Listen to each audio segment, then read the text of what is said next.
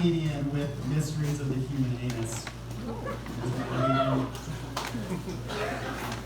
This guy is very funny. I like him a whole lot. I think you guys are going to like him a whole lot too. Folks, give it the hell up for Micah Jeffrey!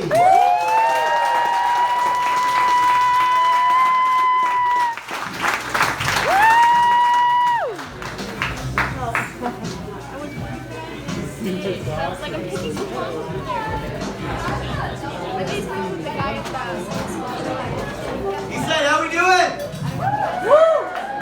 There's a fuck ton of people here. How we doing? Holy shit, I am nervous. There have been like 5 people the last 7 times I've done this. I would have prepared more if I'd known anyone was coming.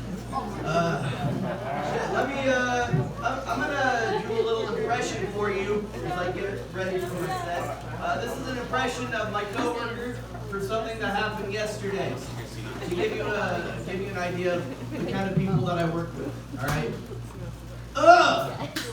Chocolate milk and Monster do not go good together. So there you go.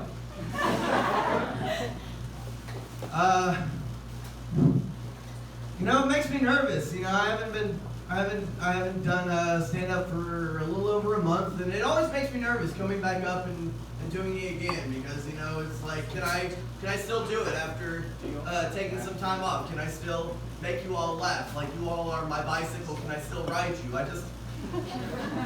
don't know. I have to give a little bit of props to my wife. She made me laugh really hard a couple weeks ago. Remember Texas had that big old storm? Everybody lost power. There are all those really bad stories that you were hearing from people in Texas. So my wife has an aunt in Austin. She calls her to find out how she's doing. And as her aunt picks up the phone, my wife hits her with the old, is your refrigerator running? Yeah. Fucking, I knew I married that woman for a reason. It's a fucking keeper. Also, my wife really loves old television shows, stuff from like the 60s and 70s. And it's interesting. I don't love all of them, but some of them, it's weird because they're 50 to 60 years old at this point. But it's odd to see that a lot of these shows are still very relevant to problems that we're facing now. They're facing the same kind of things that we were. Like money problems, people that you work with. If your wife gets a job, who's gonna cook dinner? Things that we all fucking deal with. These are normal problems. She was watching the Brady Bunch the last month, and I walked in one day during one of the episodes, and in this episode, the youngest Brady's son, Bobby, has got an obsession with Jesse James. He's super obsessed with Jesse James. He's got his little toy pistol. He's running around shooting his family members, having fun. And so his family decides that they need to break him of this obsession. So what do you think they did? Any ideas? Nothing? They bring in a really old man.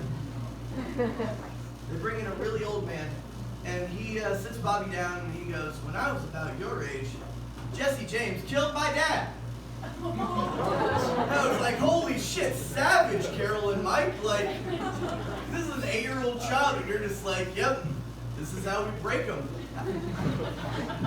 My question is, how the fuck did they find that guy? That was the 70s. Like, there's no Google. How do you find a guy whose dad was killed by Jesse James? Like, that's a lot of investigation.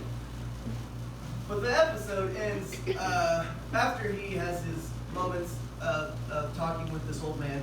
He has a nightmare the next night where Jesse James comes and he kills all of his family, So he's not really obsessed with Jesse James anymore. So I guess that's like score 1 for good parenting. I don't know. I don't really know. Do you remember the Alamo?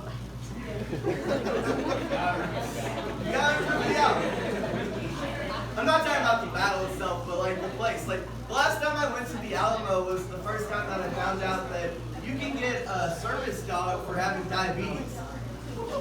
Did you know that? You can get a service dog for having diabetes. Like I don't know if they do like 2 barks means eat a cracker or something. I don't know. But you can get a dog. for having diabetes. I didn't know that. And if you didn't know that, don't feel bad. The security guard at the Alamo sure didn't know. He's like, get your fucking dog out of the Alamo. Davy Crockett died here. A lot of my family has diabetes. Kind of weird. At least I'm gonna know the dogs.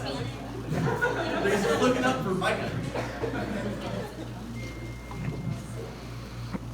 I heard a lot of different comedians do a similar joke about Jesus coming back and how he would be kind of annoyed if he came back and saw that everybody was praising crosses. Because, you know, he died on that thing. Like, he's probably not super pleased about them. But I was raised in the church, and I went to a lot of vacation Bible school, and in VBS, we learned a lot of different little fun kid songs, and a couple of them taught us sign language. And I found out the sign language for Jesus is to, like, tap your palms. I don't know, that seems a little worse to me. Like, could you imagine the dude coming back and some people are just like, woo, Jesus! It's like, yeah, I get it, the nails, that's fucking funny. It'd be like a JFK and sign language was...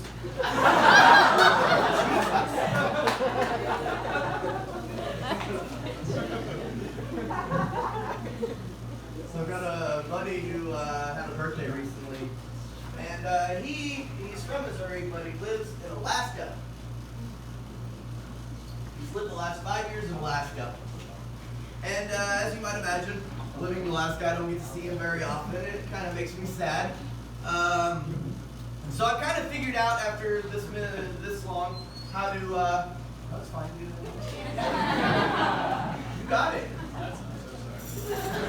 You can find a seat? Is there a seat for you? Good.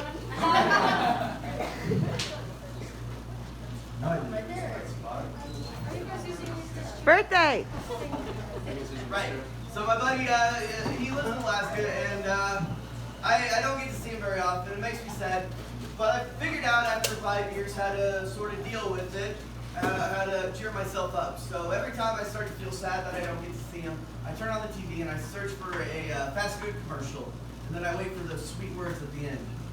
Prices higher in Alaska and Hawaii. And I imagine him paying like $7 for a McChicken. I'm just like, oh, Dylan. He, about a year ago, he had a little scare. He stepped on one of his pipes and broke it, and little glass shards went into his foot. And the doctor was telling him that they just narrowly missed a major artery in his foot. He could have bled out, which is very scary. Because I don't know, does that count as being like a marijuana death? Like, would he be number one? That would be horrible. There'd be all these like sirens going off in Philip Morris. Like, we got one! We fucking got one!